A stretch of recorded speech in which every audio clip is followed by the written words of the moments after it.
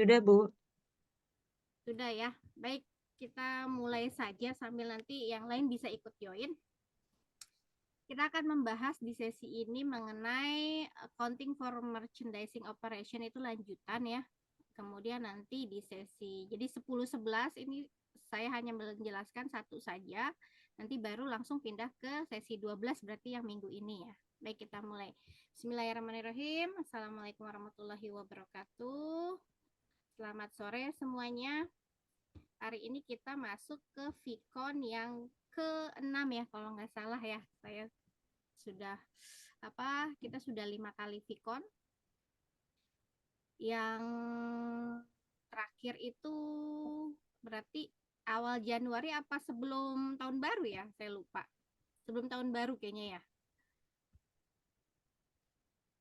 Nah, ini kita masuk lagi bahas mengenai perusahaan dagang tapi tidak nggak usah banyak-banyak karena sudah lanjutan dari sesi sebelumnya. Baik, sekilas saja kita flashback sedikit mengenai apa sih perusahaan dagang, walaupun saya sudah jelaskan di minggu sebelumnya ya.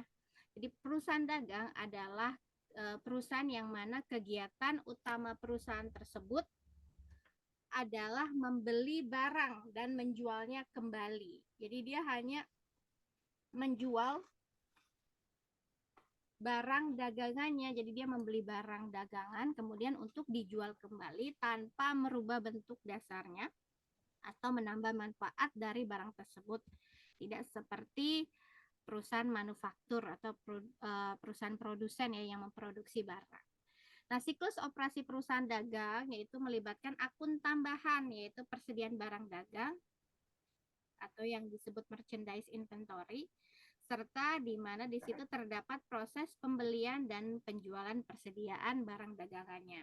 Jadi jika perusahaan dagang ini ingin melanjutkan keberlangsungan perusahaannya, maka dia akan membeli lagi barang dagangannya yang akan nanti masuk ke dalam persediaan. Nah, kalau barang dagangannya itu dijual, otomatis persediaannya akan berkurang. Jadi nanti ada persediaan awal dan persediaan akhir. Nah, untuk siklus operasi perusahaan dagang kita udah bahas kemarin. Nah, ini saya bahas lagi untuk mengingatkan lagi rekan-rekan karena kita masih membahas materi yang sama, di mana siklusnya untuk perusahaan dagang itu kan dia membeli. Awalnya membeli dulu barang dagangannya dengan menggunakan kas yang ada. Jadi dia beli barang dagangannya, kemudian barang tersebut diterima, maka akan dimasukkan ke dalam persediaan barang dagangan, yang mana nanti akan dijual. Ketika ada yang membeli akan dijual. Nah, di sini akan muncul yang namanya, kalau kemarin kita bahas ongkir ya, ongkos angkut lah. Nah, kalau dia menjual barang dagangan tersebut secara tunai, maka langsung akan kembali menjadi kas ya. Tapi kalau dia menjualnya secara kredit, maka siklusnya akan lebih lama, yaitu berubah dulu menjadi piutang usaha sampai piutang itu terkumpul atau sudah lunas tagihannya, baru nanti berubah menjadi kas. Jadi kalau dia menjualnya secara kredit, maka siklusnya akan lebih lama. Nah, di sini saya berikan perbedaan antara perusahaan dagang dengan perusahaan jasa. Tentunya kita kan sudah paham lah ya. Perusahaan dagang berarti apa yang dijual pastinya ada wujudnya gitu kan, berwujud fisik. Sedangkan jasa tidak berwujud atau berwujudnya non fisik. Kemudian untuk akun dalam laporan keuangan sama ya. Ada persediaan barang dagangan yang mana di situ nanti terlihat di neraca, baik itu perusahaan dagang dan jasa. Kemudian akun harga pokok penjualan itu hanya untuk perusahaan dagang, sedangkan perusahaan jasa tidak ada. Kemudian siklusnya tadi perusahaan dagang sudah kita bahas. Nah, kalau jasa bagaimana? Tentunya dia akan mengeluarkan menyiapkan pekerjaannya itu tentunya dari uang atau uang tunai atau bisa disebut kas. Kemudian nanti dia berikan jasanya. Ini jasanya bisa macam-macam bentuknya ya. Kemudian ketika jasa yang dia berikan itu dibayarannya nanti kita tidak bisa bilang kredit ya, tapi dibayarkan nanti, misalkan untuk apa namanya,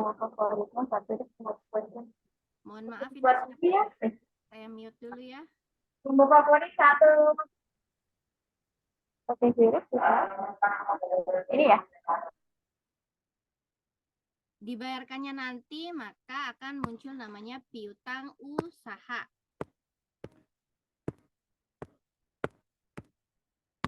Kan namanya piutang usaha. Nah, jika sudah dibayarkan jasanya tersebut, baru akan kembali menjadi kas. Hampir sama, cuman siklusnya lebih pendek daripada perusahaan dagang. Nah, untuk kegiatan utamanya, di sini perusahaan dagang membeli dan menjual barang dagangan dari pemasok, sedangkan perusahaan jasa memberikan jasa kepada pengguna jasanya. Persediaannya, kalau dagang ada, jasa tentunya tidak ada.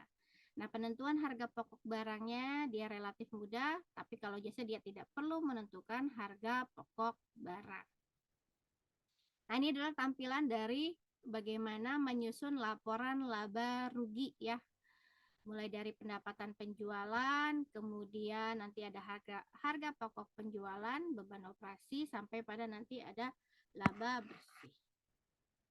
Nah, kalau persediaan masuknya ke dalam neraca ya. Nah, ini neraca. Kalau ini untuk harga pokok penjualan. Nah, neraca biasanya di sini ada persediaan. Nah, ini ya. Nah, untuk sistem pencatatan persediaan. Nah, ini akan apa namanya? Dia mempunyai hubungan nanti di sesi ke-12 ya, yang bagaimana cara menghitung persediaan. Kalau di sini masih mencatatkan persediaan dulu. Akuntansi untuk pencatatan persediaan untuk perusahaan dagang. Menggunakan dua sistem, perpetual dengan periodik ya. Untuk perpetual, sistem pencatatan di mana setiap pembelian dan penjualan barang dagang itu dicatat ke dalam akun persediaan barang dagang. Nah, kalau periodik, di mana setiap pembelian barang dagangnya dicatat ke dalam akun pembelian dan setiap penjualan barang dagang dicatat ke dalam akun penjualan. Jadi dia dipisah untuk periode. Kalau perpetual semuanya satu akun, yaitu persediaan barang dagang. Ini kita masuk ke dalam bagaimana mencatatkan transaksi akuntansi perusahaan dagang, baik itu periodik dan perpetual. Nah, kalau di apa namanya, PPT yang saya share kan dibagi tuh. Sesi 10 hanya untuk perpetual, sesi 11 ini kan sesi 10. 11 itu untuk periodik. Nah, ini saya gabung aja semua, saya tambahkan. Untuk perpetual dulu, karena kita membahas di sesi 10 ini hanya untuk perpetual ya. Nanti 11-nya rekan-rekan bisa lihat PPT-nya ya. Nah, penjualan kredit, bagaimana mencatatkan di perpetual? Untuk perpetual dia menggunakan 2 kali pencatatan. Jadi kalau misalkan menjual barang secara kredit dalam sistem perpetual, maka dicatatkan kalau kredit kan akan muncul apa namanya? Piutang ya. Jadi piutang usaha dengan penjualan. Piutang usahanya di debit, penjualannya di kredit. Satu lagi adalah mencatatkan, jadi tidak hanya dia menerima apa namanya, uang dari penjualan barang, tapi juga dia menerima biayanya. Jadi biaya dari penjualan barang tersebut itu dicatatkan. Dicatatkannya kemana? Ke harga pokok penjualan. Jadi ada dua sistem pencatatan untuk perpetual. Piutang usaha dengan penjualan, dan satu lagi harga pokok penjualan dan persediaan barang dagang untuk mencatatkan biaya. Kalau ini harga jual, ini untuk mencatatkan harga jual, ini untuk mencatatkan biaya penjualannya. Nah, kalau periodik dia hanya satu kali pencatatan. Piutang usaha dengan penjualan. Kemudian nanti kita akan membahas yang namanya ada retur penjualan. Kalau kemarin kita membahas retur pembelian, nah ini ada retur penjualan. Jadi barang yang kita jual, misalkan tidak sesuai, itu bisa dikembalikan dengan ada persyaratan yang sudah ditentukan ya. Misalkan kalau sekarang kan kalau kita beli barang secara online, persyaratan pengembaliannya harus apa namanya, memberikan bukti, misalkan video ya, bukti video buka dari awal, nggak boleh di cut gitu kan. Nah, kalau persyaratannya itu sesuai, maka kita terima untuk retur penjualannya tadi. Jadi barangnya masuk lagi ke kita. Si pembeli akan mengklaim gitu kan. Nah, kalau menggunakan perpetual, maka dicatatkan juga dua, yaitu retur penjualan dengan piutang usaha. Itu pertama. Yang kedua adalah persediaan barang dagang. Ini untuk mencatatkan apa namanya, persediaan barang dagang yang kita sudah jual kan tadinya sudah berkurang, karena diretur otomatis akan kembali lagi dong ke gudang kita, maka persediaan barang dagangnya itu akan berada di debit. Harga pokok penjualan akan berada di kredit untuk sistem perpetual. Nah, kalau periodik bagaimana? Dia cuma satu, yaitu retur penjualan dengan piutang usaha. Kemudian jika menerima pelunasan dari penjualan ya secara kredit, berarti penerimaan kas dari piutang. Nah, kalau perpetual, kalau dia menggunakan nanti ada namanya diskon atau diskon penjualan atau potongan penjualan, maka kas yang diterima kemudian ditambah dengan berapa penjualan diskonnya, potongan diskonnya, baru nanti uang yang diterima dari hasil piutang usaha itu berapa. Maka kas ditambah dengan potongan penjualan di debit dan piutang usaha berada di kredit. Nah, ini pun sama untuk sistem pencatatan menggunakan periodik, kas, potongan penjualan di debit, piutang usaha di kredit. Kita masuk ya ke dalam contoh, ini kan sama ya.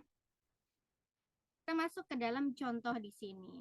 Untuk pencatatan penjualan, ini masih contoh yang sama di sesi 9 mengenai perusahaan PW Audio Supplies yang mencatat penjualan seharga 3.800 kepada Sound Stereo secara kredit dia. Kemudian diikuti dengan di sini ada asumsi bahwa biaya penjualannya itu adalah 2.400. Maka kalau kita pakai perpetual, ini kan fokus pada perpetual, kita menggunakan 2 kali pencatatan transaksi. Yang pertama adalah mencatat penjualannya, ini pencatat penjualan.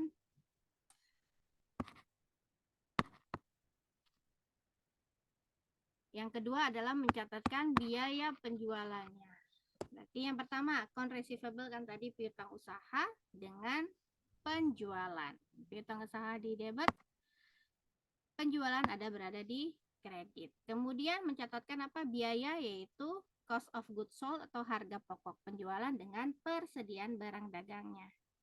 Maka cost of goods sold atau harga HPP lah kita singkat, harga pokok penjualan HPP berada di debit 2.400, persediaannya berada di kredit 2.400 untuk pencatatan perpetual ya, untuk akuntansi perusahaan dagang. Kemudian kita lanjut lagi. Ini kan jika ada retur nih, menjelaskan retur. Kita masuk tadi kan ini sudah, sekarang kita masuk fokus kepada retur penjualan secara kredit. Contoh, misalkan si PW Audio Supply ini akan mencatatkan retur penjualannya secara kredit ya, kan dia menjual secara kredit, maka mencatatkan retur sebesar 300 dengan asumsi bahwa di situ ada biaya penjualannya adalah sebesar 140. Maka bagaimana pencatatannya? Sama seperti yang saya sudah jelaskan. Kita gunakan ini. Retur penjualan dengan piutang usaha. Maka kita lihat di situ. Di soal tadi berapa yang dikembalikan, nominalnya berapa harganya.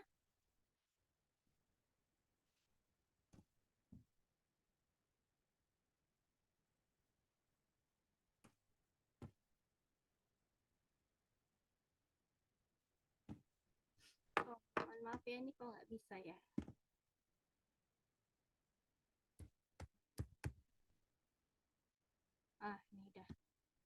agak lemot.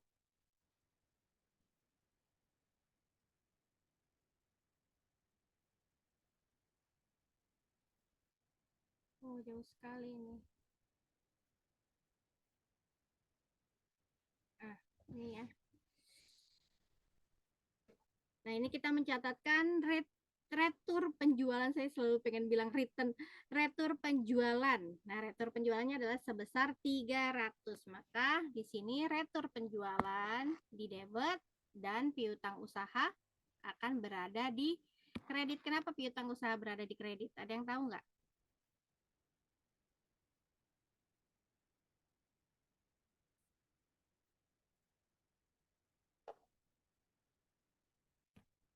Silakan, ada yang tahu nggak kenapa si piutang usaha ini berada di kredit ketika si pembeli mengembalikan barang yang sudah dibeli. Karena dia penjualannya secara kredit, otomatis kan tadinya kita akan menerima nanti pendapatan, karena penjualan secara kredit, pendapatannya kan berubah menjadi piutang usaha dulu ya. Yang mana nanti kalau sudah lunas akan kita terima lagi kembali menjadi kas. Nah, ini karena dia mengembalikan, maka yang tadinya piutang usaha kita bertambah, otomatis akan berubah posisinya di kredit, yang artinya piutang usaha kita akan berkurang. Jadi kita tidak akan jadi mendapat biaya dari penjualan tersebut untuk 300 barang yang dikembalikan, kan gitu ya. Nominalnya kan 300 euro.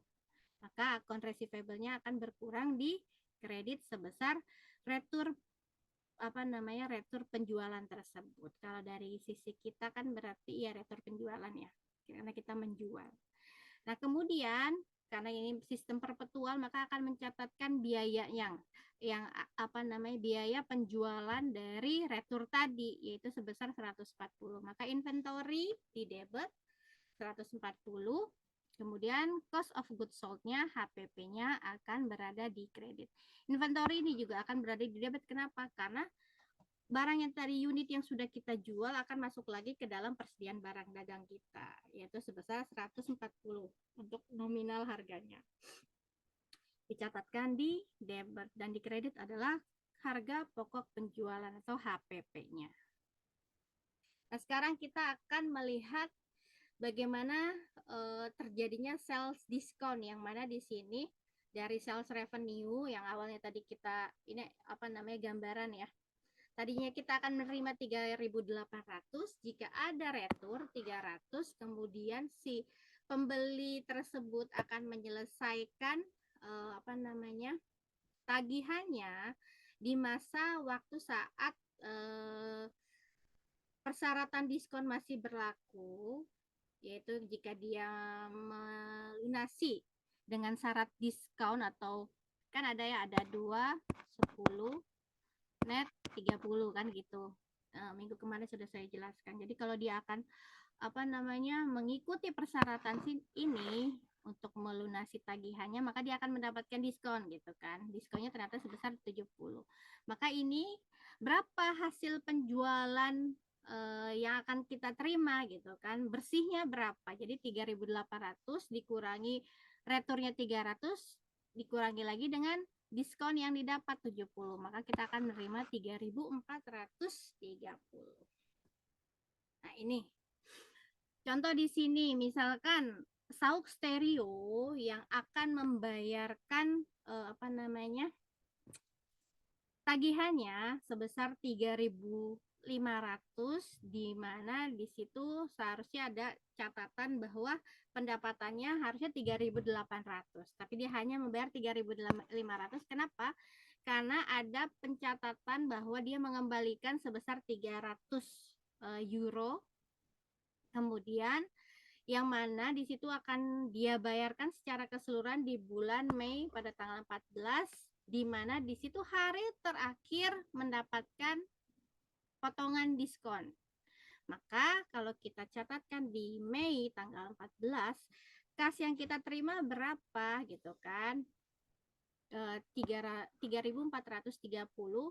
ditambah diskon kita, kan kita sudah memberikan diskon 70. Maka Seharusnya nanti kita catatkan di account receivable-nya tetap adalah 3.500 yang akan kita kurangi dari piutang usaha kita karena sudah dibayarkan. Kalau kita dibayarkan berarti otomatis piutang usaha akan tadinya di debit berubah berada di kredit. Nah, maka account receivable akan berada di kredit sebesar 3.500. Nah, ini adalah cara menghitung diskonnya ya. 3.800 dikurang 300 dikalikan tadi dia menggunakan 2/10 net per 30. Jadi ketika dia melunasi di dalam jangka waktu 10 hari maka akan mendapatkan diskon 2%. Ternyata dia menggunakan ini, maka dia mendapatkan diskon 2% yang hasilnya 70. Kemudian setelah pencatatan mengenai diskon, maka ada yang namanya jurnal penyesuaian. Nah, ini biasanya jurnal penyesuaian ini sama ya pada dasarnya, hanya kalau di pencatatan dalam akuntansi perusahaan dagang itu tambahannya adalah ketika ini akan melibatkan antara persediaan dengan harga pokok penjualan. Jadi di sini contoh misalkan seharusnya PW Audio Supply ini memiliki saldo yang tidak atau yang tidak sesuai ya dalam persediaan barang dagangnya. Jadi dia ada pencatatan 40.500. Tapi kalau dia hitung secara fisiknya barang dagangannya itu sisanya harusnya hanya sekitar 40.000. Berarti kan ada kesalahan di sini atau kesalahan pencatatan atau perhitungan, maka perlu disesuaikan. Kita lihat aktualnya kan ada 40.000. Maka perusahaan harus membuat jurnal penyesuaian. Bagaimana membuat jurnal penyesuaiannya? Jurnal penyesuaiannya akan melibatkan 2 akun. Yang pertama adalah cost of goods sold dan inventory. Kita cari selisihnya. Ternyata selisihnya adalah 540.500 dikurangi 40.000. Selisihnya 500. Maka kita catatkan jurnal penyesuaiannya adalah harga pokok penjualan di debit dan inventory di kredit. Karena inventory kan seharusnya ada hanya 40.000. Ternyata pencatatannya itu 40.500. Maka persediaannya akan kita kurangi sebesar 500. Ini adalah pencatatan untuk jurnal penyesuaian. Dan yang terakhir adalah jurnal penutup. Jadi ini pada intinya nanti kalau rekan-rekan baca di sesi 11 hampir sama seperti ini, hanya dia pencatatannya itu menggunakan periodik ya.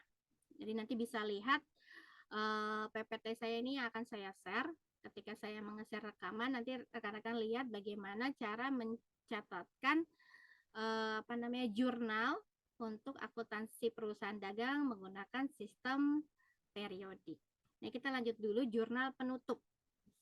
Jadi jurnal penutup adalah jurnal yang mentransfer masing-masing saldo pendapatan, kemudian beban, dividen ke akun saldo laba, sehingga saldonya kembali nol pada akhir periode akuntansi.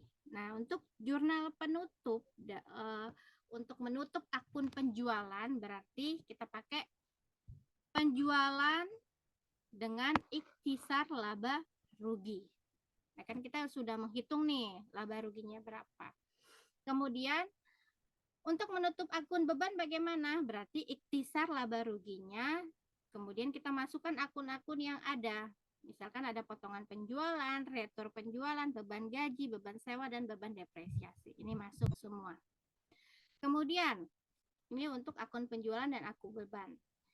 Untuk menutup akun pengambilan modal ya, untuk pemilik perusahaan, berarti modal, jurnal penutupnya modal dengan drive atau pengambilan modal oleh pemilik. Nah, kalau menutup akun ikhtisar laba rugi, maka ikhtisar laba rugi dengan modal. Ini tinggal disesuaikan jika ada soalnya. Nah, ini untuk menutup to close statement, income statement, accounts with credit balance. Untuk menutup penjualan nih kan. Sales revenue dengan income summary atau ikhtisar laba rugi. Kemudian untuk menutup ikhtisar laba rugi bagaimana? Nah, ini tinggal masukkan ikhtisar laba rugi dengan beban-beban yang ada di dalam pencatatan transaksi kita. Kemudian di sini menutup laba ditahan dan menutup dividen jika ada rumusnya. Jurnalnya akan bentuknya seperti ini. Kemudian, nah ini bentuk dari laba rugi. Tadi sudah ya, laba rugi, kemudian neraca. Silakan jika ada pertanyaan untuk sesi 10. Sesi 11 tidak akan saya jelaskan karena di sini hampir sama seperti ini, hanya perbedaan di sistem pencatatannya saja.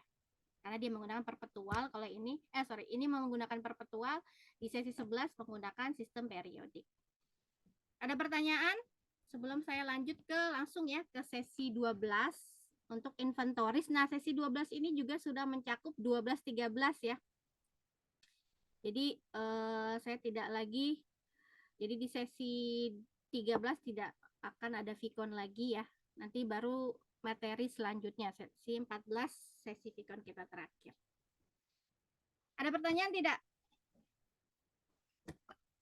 Tidak ada? Kita lanjut ya rekan-rekan.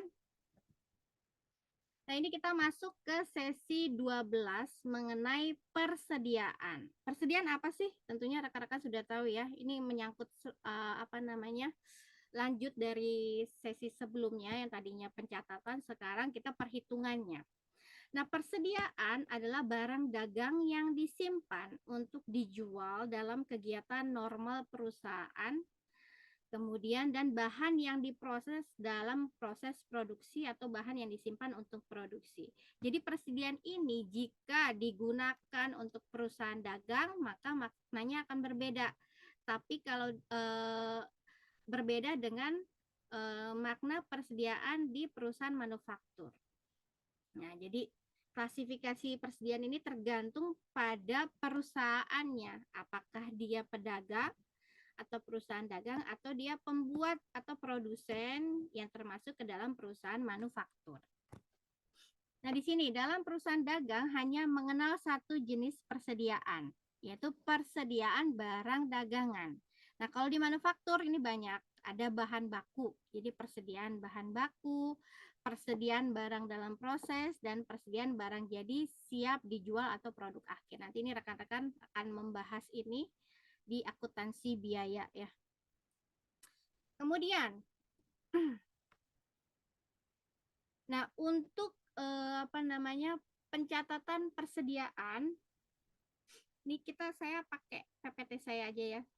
Ini karena semuanya ini enggak lengkap. Sebentar ya rekan-rekan. Saya akan masukkan PPT yang saya miliki. Nanti akan saya share saat saya menge-share rekaman.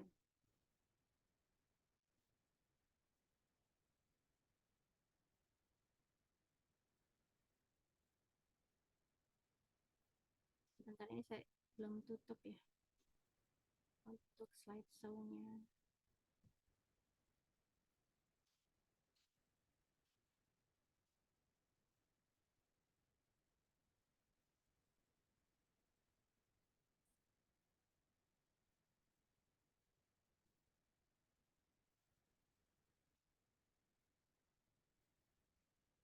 Nah, ini sudah tampil belum? Sudah, Bu. Sudah. Jadi ini menyangkut sesi 12 dan 13 ya. Jadi mengenai persediaan yang mana kita akan fokus ke dalam persediaan perusahaan dagang. Nah, kalau di sini kita lihat untuk kepemilikan persediaan. Jadi kalau di sesi Vicon sebelumnya saya menjelaskan tentang FOB shipping point dan FOB destination point. Nah, ini saya jelaskan lagi bahwa ketika persediaan itu kita jual, maka ada proses perpindahan kepemilikan di situ. Nah, hak kepemilikan dapat ditentukan di awal transaksi jual beli. Jadi kalau misalkan menggunakan FOB shipping point, maka begitu barang keluar dari gudang penjual, maka barang tersebut sudah bukan lagi milik penjual, tetapi telah menjadi milik dan tanggung jawab penuh si pembeli. Ini biasanya bagaimana? Penjualan misalkan kita pakai apa ya? Contohnya online lah ya. Biasanya kan kalau online rekan-rekan menggunakan pembayarannya pakai apa? Bisa pakai SP Letter, Shopee Pay, transfer ya, atau transfernya bisa pakai bank atau bisa menggunakan di Alfamart atau Indomaret, kan seperti itu ya. Nah, kalau kita pakai pembayaran seperti itu, maka kepemilikannya berubah ketika barang tersebut dijual. Kalau kita dari sisi penjual, maka barang yang kita jual tersebut saat dalam pengiriman, maka berubah kepemilikannya berubah, bukan lagi milik kita tapi menjadi tanggung jawab si pembeli. Jadi kalau ada kerusakan kita nggak tanggung jawab, seperti itu kan ya. Tapi kalau misalkan penggunaan pembayarannya menggunakan COD, sistem COD, jadi pada saat kita barang tersebut kita jual, ketika belum sampai di pembeli, maka barang tersebut masih menjadi milik kita. Apalagi kalau misalkan sudah sampai tapi si pembeli ini tidak jadi jual, tadi tidak jadi membayar kan, otomatis kan akan balik lagi ke si penjualnya. Jadi perubahan kepemilikan ini ditentukan di awal transaksi jual belinya. Pembayarannya menggunakan apa? Sistem CODK atau langsung bayar saat ketika kita membeli produk tersebut. Jadi kalau FOB destination point, kepemilikan barang baru akan beralih dari penjual ke pembeli setelah barang tersebut benar-benar diterima. Jadi sudah diterima, kemudian sudah dibayar atau sampai pada ke gudang pembelinya. Nah, seperti itu ya.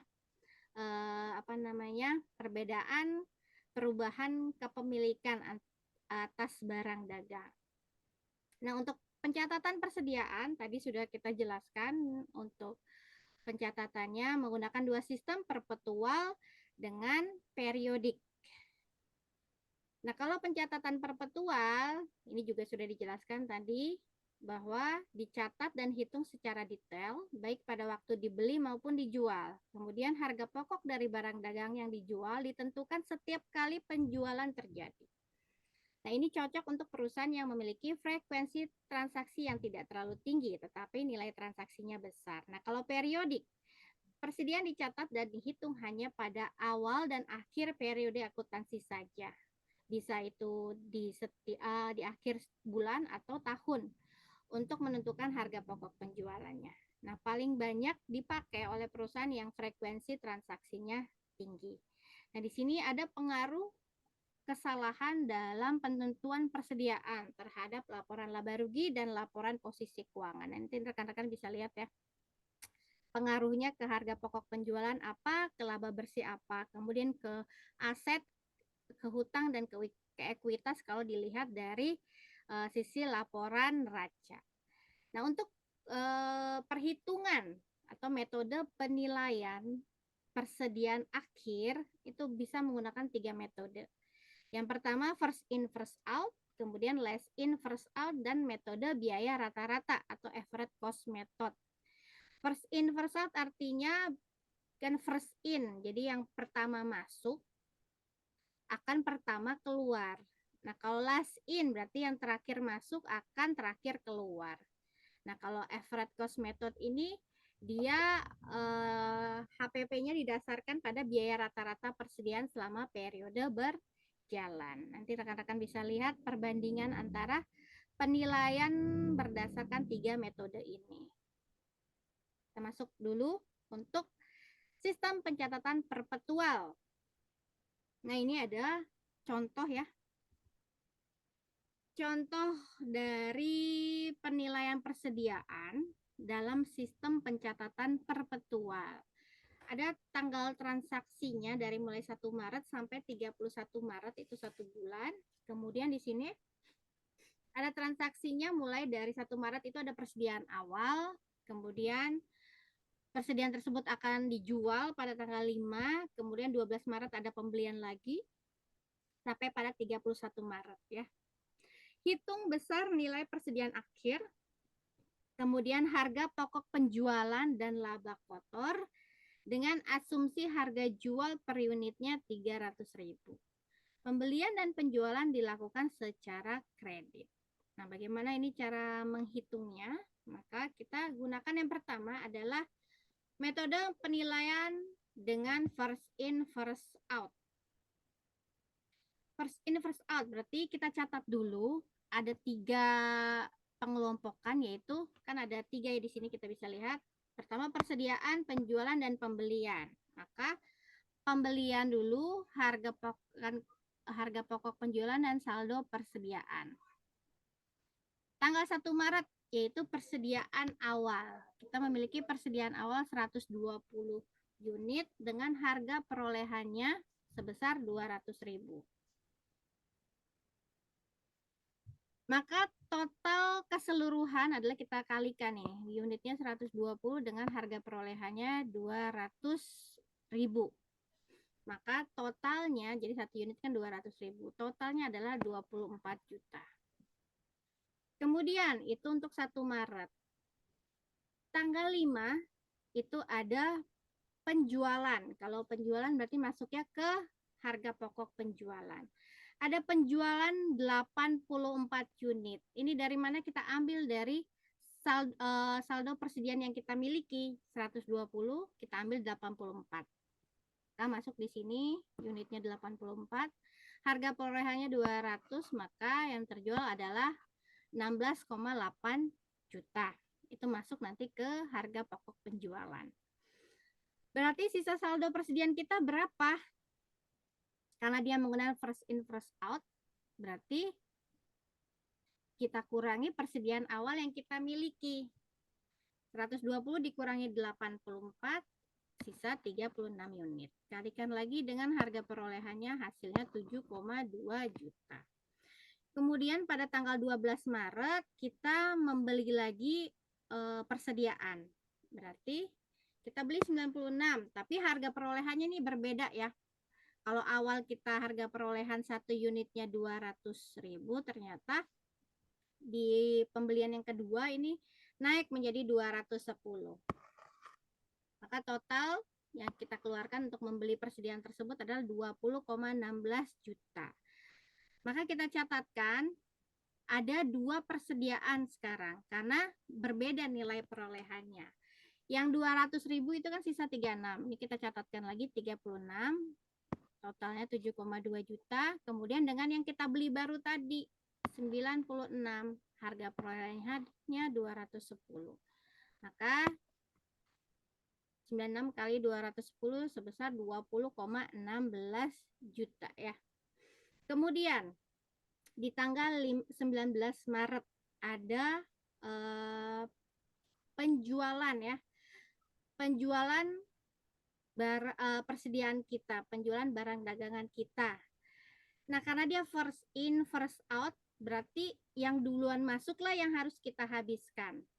Yang mana yang kita habiskan? Ya, pertama adalah 36. Tapi kan di sini kita lihat. Kalau kita cek lagi, 19 Maret itu penjualannya dia minta 48 unit.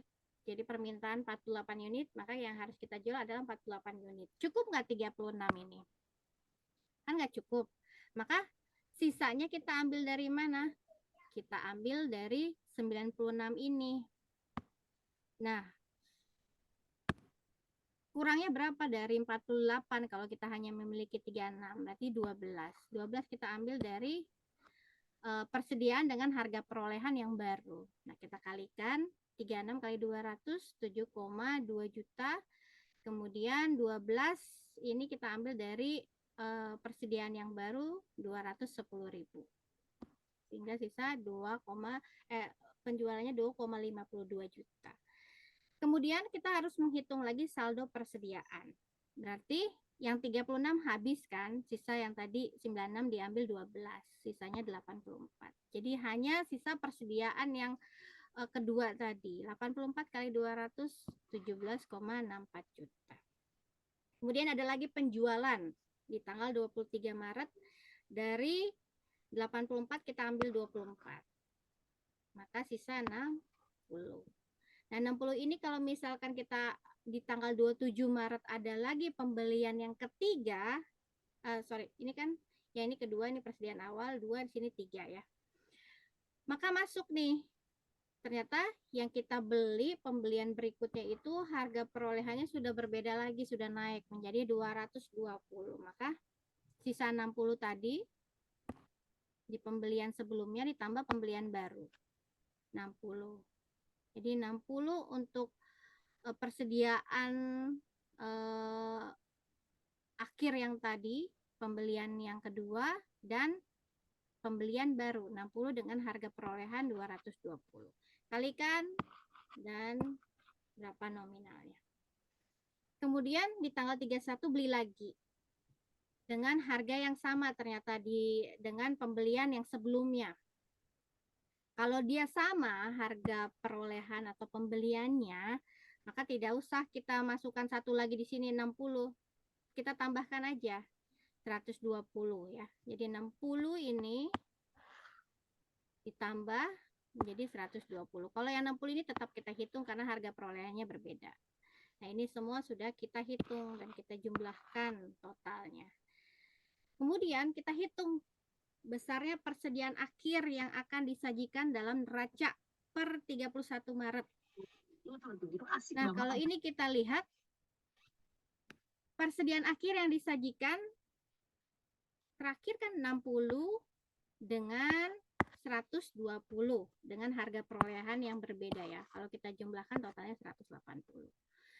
Nah, harga perolehannya kita kalikan dengan unit, kemudian kita totalkan. Berarti persediaan akhir yang disajikan dalam neraca adalah 39 juta menggunakan first in first out. Kemudian berapa harga besarnya penjualan, harga pokok penjualan dan laba kotor ini kan kita akan masukkan ke dalam laporan laba rugi. Nah, kalau ini kita masukkan ke neraca. Ini bagaimana cara nanti nilai ini kita susun di laporan keuangan neraca dan laporan laba rugi ya. Berarti kita harus tahu penjualannya berapa sih. Kita lihat penjualan berarti kita hitung total unit yang terjual. Berarti di sini 156 ya kan. Penjualannya berarti 156 dikalikan harga jualnya berapa? 300.000.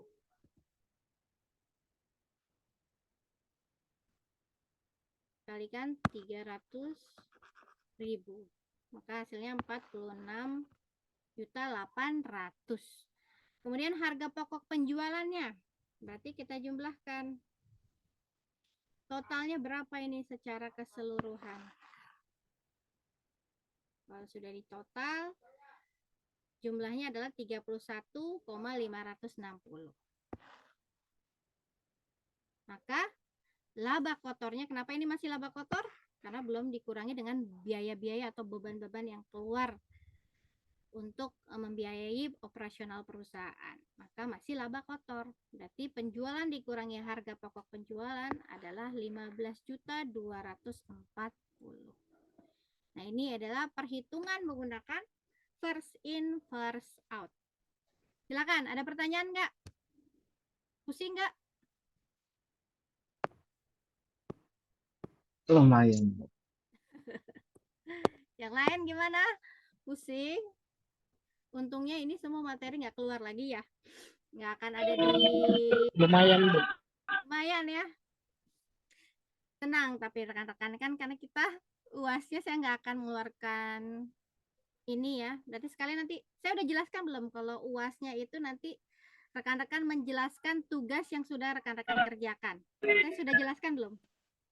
Belum, Bu. Belum ya? Jadi gini.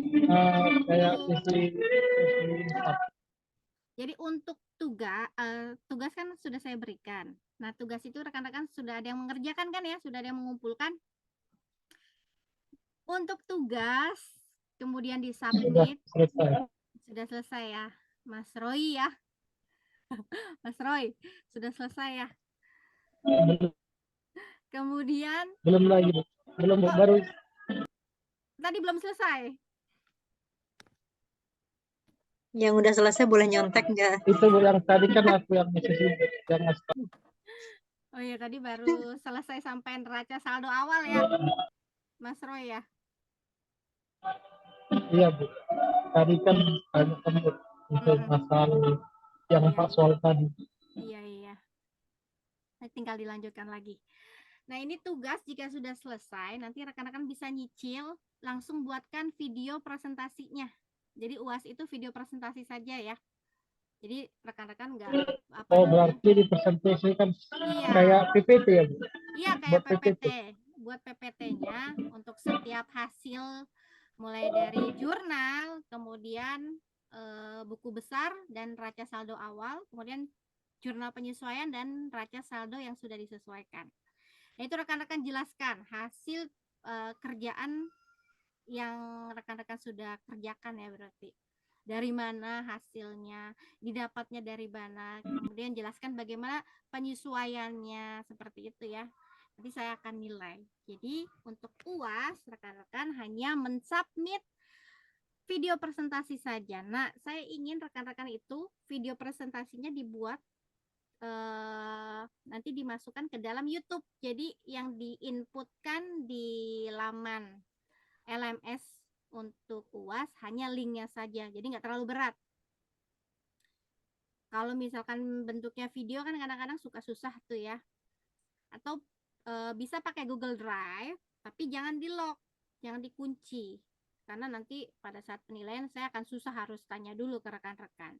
Jadi sebaiknya di YouTube saja. Jadi linknya dimasukkan ke situ, di submit beserta dengan PPT-nya. Oh, PPT-nya juga di submit juga ya, Bu. Berarti Iya. ada 2 ya, Bu. Di PPT di submit, terus habis itu link videonya yang YouTube. Iya, betul. Jadi Tapi kalau seandainya submitnya beda-beda, seandainya hari ini submit PPT dulu, terus besok submit videonya, linknya, itu bisa nggak sih, Bu? Nah, ini saya kurang tahu ya, karena kan itu lamannya rekan-rekan, lamannya mahasiswa, saya nggak bisa akses ya. Jadi kurang tahu bisa satu-satu, apa misalkan jangan-jangan cuma satu. Jadi kalau udah submit terhitung sudah selesai gitu. Jadi jaga-jaga aja di satu hari itu langsung submit dua-duanya. Saya rancu ya, bisa apa enggaknya kan nggak bisa pastikan gitu, Mbak Nani. Baik, Bu.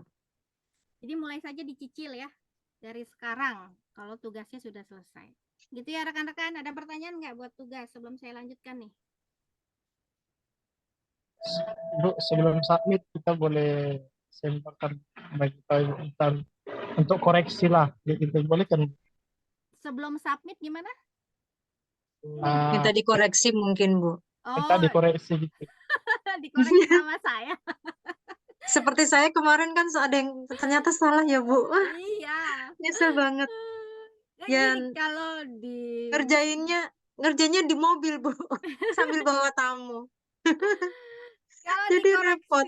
iya, tapi gini, kalau dikoreksi sama saya, ya kalau saya misalkan koreksinya benar-benar, berarti semua rekan-rekan Nanti 100 semua ya, Bu? Iya, 100 semua minta koreksi semua ke saya. Akhirnya capek saya.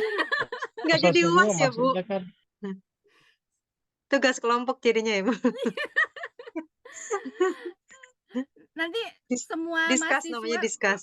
2 kelas ini semuanya minta koreksi dulu sebelum submit. Gimana Mas Roy? Tapi asik juga sih ya, Bu ya. Itu aja, Bu, aja. Yang udah selesai nyontek boleh nggak? Gampang kok ini mah, cuman mungkin rekan-rekan pusingnya di jurnal penyesuaian kali ya. Sebetulnya mah gampang itu. Iya, Bu, gampang sih. Iya, Mas Roy tadi juga apa namanya diskusi dengan saya, ini sudah benar belum gitu kan. Hanya mungkin ada hitungan yang sedikit salah, tapi kan secara keseluruhan sudah benar. Oke, intinya harus pede. Pede dengan hasil kerjanya sendiri. Berarti Kak Roy, aku boleh nyontek ya, katanya udah bener soalnya. Dibocorin sama Apa, Ibu. Mbak? Dibocorin sama Ibu. Aduh. Oke, lanjut ya rekan-rekan. Nah, ini kita baru Vivo nih, masih panjang lagi. Sekarang kita masuk ke Baik, Bu. last in first out. Kalau tadi first in first out, ini last in first out. Artinya masuk terakhir akan keluar terakhir. Ini bedanya di mana sih dari Vivo? Ini kita lihat. Jadi kalau misalkan nanti ada pembelian nih, contohnya saya nggak semuanya ya saya jelaskan. Lumayan juga ini jelaskan satu-satu. Kalau misalkan ada pembelian seperti ini ya, tadinya persediaan awal, kemudian kita ada pembelian baru ya untuk persediaan kita. Kan di sini nominalnya berbeda atau harga perolehannya berbeda dari yang awal. Kalau yang awal tadi 200.000, kita beli lagi harganya menjadi 210.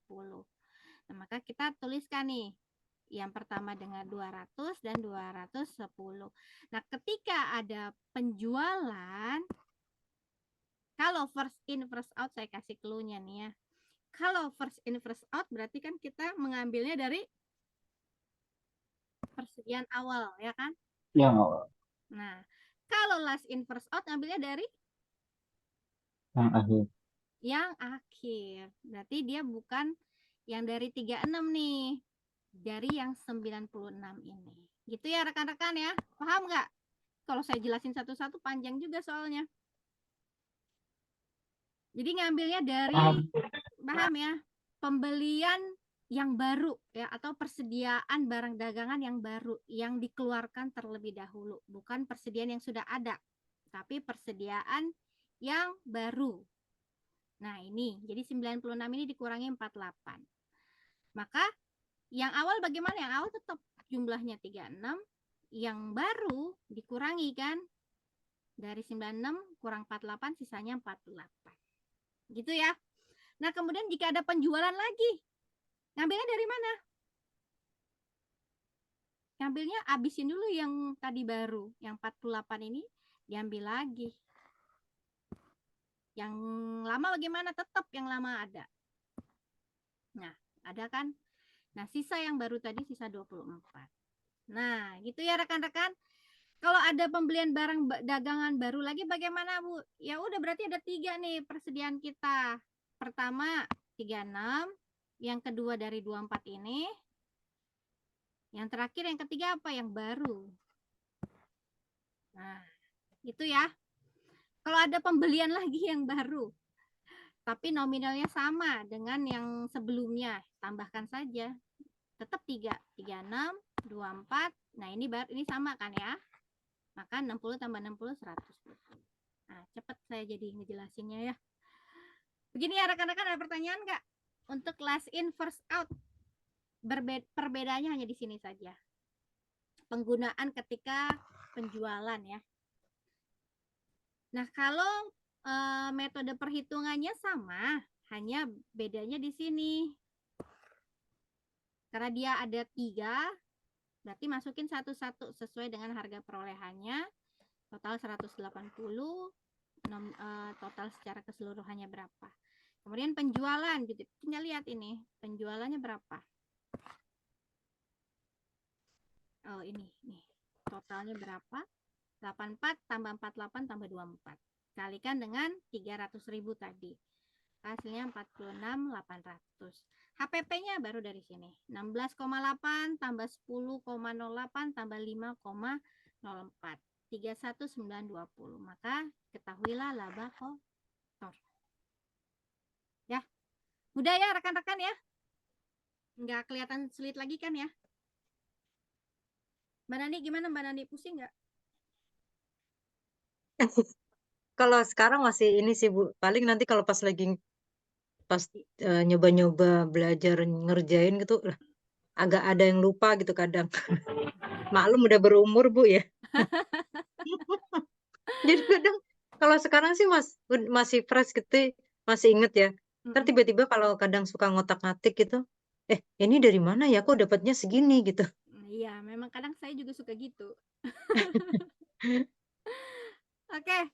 Nah, ini sekarang yang terakhir, nggak terakhir sih, ini metode yang ketiga maksud saya adalah metode penilaian dengan biaya rata-rata. Ini beda lagi dengan kedua metode tadi.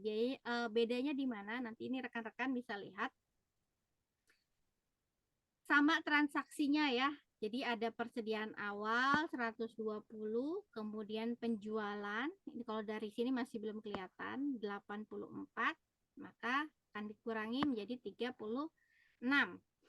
Nah, kemudian ini baru kelihatan jika ada pembelian baru dengan harga perolehan yang berbeda 96. Otomatis kita tambahkan menjadi 132. Nah, harga perolehannya ini kita perlu cari. Karena kita nggak, kalau biaya rata-rata kita nggak bisa pakai antara 200.000 atau 210 karena dia dijumlahkan secara langsung ya. Sisanya 36 ditambah 96. Tapi kita harus cari harga perolehannya. Nah, bagaimana cara mencari harga perolehannya? Kita tambahkan nih 20 ini di sini kan 7,2 juta ditambah 20,16. Hasilnya benar nggak 27? Coba, ada yang punya Dua, kalkulator? berapa Bu? 7,2, 7,2 ditambah 20,16. 20, 16. 27,36, benar ya? Nah, ini kan berarti 27 27, juta. Iya, 27 juta. 7,2 ditambah 20,16. Iya Bu, benar Bu. Iya, 27,36 ya Bu. iya, berarti 27.360 ya kan? Dibagi dengan 132. Dibagi 132. Benar nggak? Ini 0,20. Hah? Itunya 27 juta, Mbak Nani. 27 Oh, juta 27 juta. Bukan 27 juta 360 ya Bu. ribu. Dibagi 132. Bagi 132. 207. Nah, Iya benar benar ya? Bu. Ya. Iya. Nah, bedanya di sini untuk penilaian biaya rata-rata. Jadi bedanya ketika menghitung persediaan. Dari persediaan awal kemudian ditambah dengan persediaan yang baru. Kan berarti yang awal berubah menjadi persediaan akhir ditambah dengan persediaan barunya. Jika harga perolehannya berbeda, kita cari nih harga perolehannya. Caranya bagaimana? Kita bagi total persediaan. Anggaplah ini persediaan lama ditambah persediaan baru. Hasilnya ini dibagi dengan total unit persediaan. Jadi 36 ditambah 96. Gitu ya rekan-rekan. Cara menghitungnya. Persediaan lama, total persediaan lama ditambah dengan total persediaan yang baru dibagi dengan total unit persediaan untuk mencari harga perolehan. Nah, ini seterusnya bagaimana? Seterusnya sama. Jadi kalau ada penjualan, kurangi dari 132. Sisanya berapa? 84. Kalikan dengan harga perolehannya yang sudah tadi kita hitung. Kemudian ada lagi penjualan 24. Harga perolehannya berapa? Kurangi. Total persediaannya jadi 60. Nah, kalau ada yang baru lagi, ya sama tadi kita cara mencarinya. 60. Kemudian ditambah persediaan yang baru, 60, 120. Cara mencarinya tambah ini, tambah ini, 12, 436 tambah ini. Kemudian dibagi ini. Ya, nanti ketemu hasil harga perolehan. Nah, ini bagaimana? Sama. Karena dia menggunakan harga perolehan sama, cara mencarinya pun sama. Begitu ya rekan-rekan ya. Nah, setelah selesai, kita cari lagi persediaan akhirnya. Berapa tadi sisa persediaannya? Nah, kalau ini nggak perlu, kalau tadi kan kalau yang Vivo dan Livo, satu-satu kan kita kita hitung. Nah, kalau biaya rata-rata enggak, satu aja yang udah selesai 180 unit dikalikan harga perolehannya berapa tadi. Dapatlah total persediaan akhirnya. Kemudian mencari penjualan, harga pokok penjualan dan laba kotor sama cara mencarinya. Nah, ini karena ada pembulatan ya tadi perhitungan tadi. Penjualan berapa tadi unitnya jumlahkan. Kemudian HPP-nya ini. Baru bisa menghitung laba kotor. Nah, ini adalah perhitungan persediaan dengan sistem pencatatan perpetual dengan menggunakan 3 metode. First in, first out, last in, first out, dan biaya rata-rata. Bisa dipahami ya? Kalau Ya, nggak Bu. bisa, nanti bisa cek lagi deh ini rekamannya ya. Nah, sekarang kita masuk yang kedua. Ini harusnya di sesi 13. Nggak apa-apa lah, saya selesaiin di sini ya. Dengan sistem pencatatan periodik untuk FIFO, LIFO, dan biaya rata-rata. Nah, ini adalah contoh kasusnya yang harus kita kerjakan, yaitu mulai dari persediaan awal dengan pembelian. Ada 3 kali pembelian. Tersedia untuk dijual totalnya adalah 1.000. Nah, ini harga perolehan persediaan dan pembeliannya ini beda-beda. Maka sini juga dijumlahkan harga total harga perolehan. Berdasarkan perhitungan fisik yang dilakukan tanggal 31 Desember menunjukkan bahwa besarnya barang dagang yang belum terjual adalah 300 unit. Jadi dari 1.000 ini ada 300 unit itu belum terjual. Hitunglah nilai persediaan akhir dan harga pokok penjualan. Berarti kan nanti kita hitung persediaan akhirnya dari mana kita ambil. Jika kita menggunakan first in first out, berarti pertama masuk, pertama ke luar ya. Karena yang dijual pertama adalah barang yang sudah masuk atau ada lebih dulu atau yang pertama kali dibeli, maka yang menjadi persediaan akhir barang yang dibeli adalah, karena dari 1.000 ternyata kan titik-titik 300 kan gitu ya. Ini persediaan akhirnya 300. Berarti kita bisa tahu nih yang terjual 700 kan. Anggaplah udah ketahuan nih 700. Maka sisa 300 barang yang belum laku dijual. Nah 300 ini kalau nggak laku masuk kemana? Otomatis akan masuk ke persediaan ya kan. Persediaannya persediaan apa? Masuk ke persediaan akhir. Berarti besarnya persediaan akhir sebanyak 300 unit karena dia nggak laku dijual atau belum terjual lah, maka masuk lagi ke persediaan akhir. Besarnya persediaan akhir adalah 300 yang terdiri dari, nah ini kita harus cari 300 unit dari mana. Nah ini kalau kita cari berarti harusnya yang karena dia pakai first in first out berarti yang masuk duluan akan terjual lebih dahulu. Maka kita ambil yang terakhir masuk ya kan. Nah, karena 300 otomatis kita ambil di sini ada 100. Berarti kurang berapa? Kurang 200. Kurang 200. Berarti dari 18 Agustus kita ambil 200, dari 26 Desember kita ambil 100 dengan harga perolehannya masing-masing. 110 dengan 120. Maka ini ya, kita kasih deh tanggalnya. 100 itu 26 Desember. 26. Tanggal 26. Yang kedua tanggal 18. Jadi dari tanggal 26 dan 18 Desember. Maka totalnya adalah 300. Kita kalikan harga perolehannya masing-masing. Maka besarnya persediaan akhir adalah sebesar 300 unit dengan total sebesar 34 juta. Sampai sini paham nggak? Bisa dipahami? Bisa, Bu. Bisa ya. Nah, kemudian berapa barang yang tersedia untuk dijual? Jadi harga pokok penjualannya tuh berapa? Karena kan yang tadi siap dijual 1.000. Kemudian ada sisa persediaan akhir 300. Berarti kan di sini dikurang 700. 700 yang dijual atau yang barang yang terjual adalah 700. Maka kita cari besarnya harga pokok penjualan untuk 700 unit yang terjual itu berapa? Berarti kan kita ambilnya dari mana nih untuk mengetahui 700 unit? Dengan menggunakan first in first out, berarti dari awal. Ini 200 tambah 300 berapa? 500. Kurang 200. 200-nya berarti dari 18 Agustus ya. Ini. 200, 500, 600, 700 ya.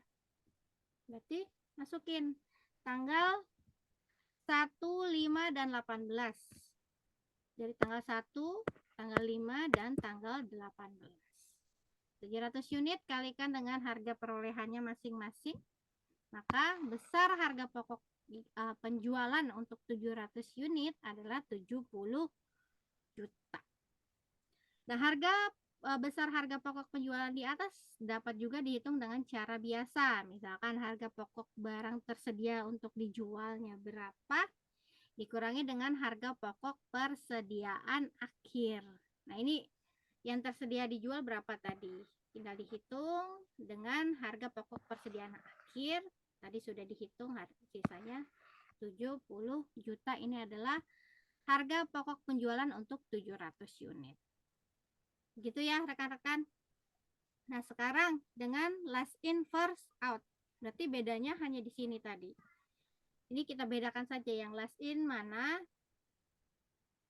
Kalau yang keluar dulu yang mana? Last in first out. Berarti yang masuk terakhir, yang keluar pertama.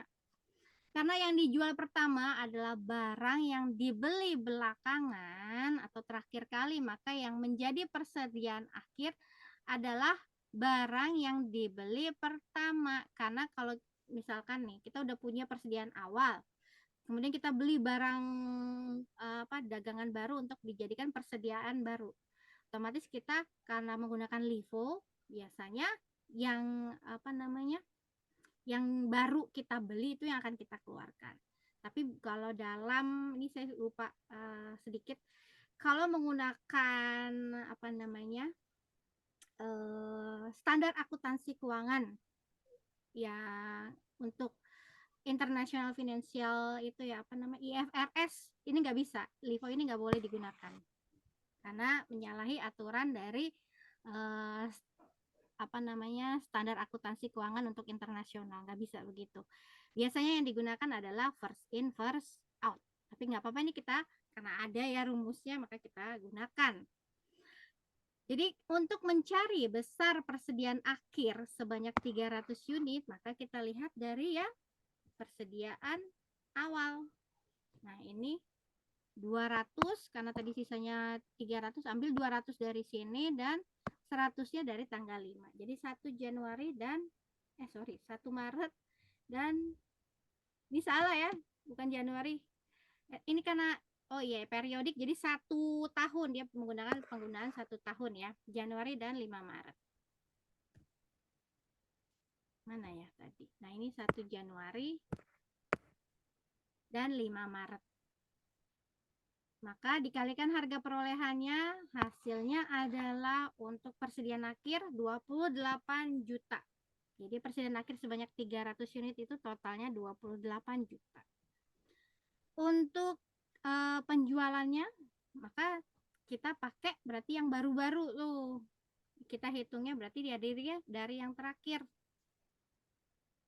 Dari Desember, berarti 700. Ini pas nggak? Kan ini sudah diambil ya, 100. Jadi 100 tambah 500, 600, 700. Jadi dari 26, 18, dan tanggal 5 Maret. 26 Desember, 18, 5 Maret. Ya, ini 26, 18, tanggal 5. Totalnya adalah 76 juta untuk penggunaan dengan last in first out.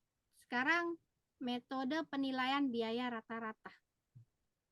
Nah, untuk metode biaya rata-rata dalam sistem periodik dinamakan metode biaya rata-rata tertimbang atau weighted average cost method. Dengan menggunakan data ilustrasi yang sama, maka besarnya harga pokok rata-rata tertimbang dari 1000 unit yang tersedia untuk dijual adalah 104, ini kalau terjual semua, jadi 104 juta dibagi 1000 unit, maka 104.000 per unit. Untuk harga pokok rata-rata tertimbang dari 1000 unit yang tersedia untuk dijual. Maka besarnya harga pokok penjualan kalau yang terjual adalah 700 unit, berarti 104.000 hasil ini kita kalikan dengan unit yang terjual. Hasilnya adalah 72.800.000. Untuk persediaan akhirnya berarti hasil dari rata-rata tertimbang kita kalikan berapa unit yang tidak laku terjual atau belum terjual atau yang masuk ke dalam persediaan akhir. Maka 300 unit kali 104.000 hasilnya adalah 31.200.000. Nah, ini untuk bagaimana ketika kita menghitung persediaan, kemudian harga pokok penjualan dan laba kotor kalau tadi untuk perpetual. Nah, ini untuk menghitung dengan periodik. Berarti materi kita Ibu selesai. izin mau sholat maghrib dulu ya, Bu. Boleh Mbak Nani. Kurang 15 menit lagi soalnya udah Iya. isya. Oke. Ya karena beda 2 jam kita. Oke, Mbak Nani. Kalau begitu selesai ya materi kita hari ini. Kita jumpa lagi. Terima kasih rekan-rekan untuk yang sudah hadir. Ada pertanyaan nggak? Sebelum saya tutup. Aman ya? Nggak ada pertanyaan? Aman, Bu. Aman ya. Oh, Baik. udah selesai, Bu. Ya udah nanti selesai dulu ya. Karena ini juga udah sore, Mbak Nani. Kalau tidak ada pertanyaan, kalau begitu saya tutup ya. Terima kasih rekan-rekan. Untuk yang sudah hadir, saya akhiri. Wassalamualaikum warahmatullahi wabarakatuh. Waalaikumsalam warahmatullahi wabarakatuh. Waalaikumsalam. Bu. Waalaikumsalam Sama-sama, warahmatullahi terima wabarakatuh. kasih. Misi.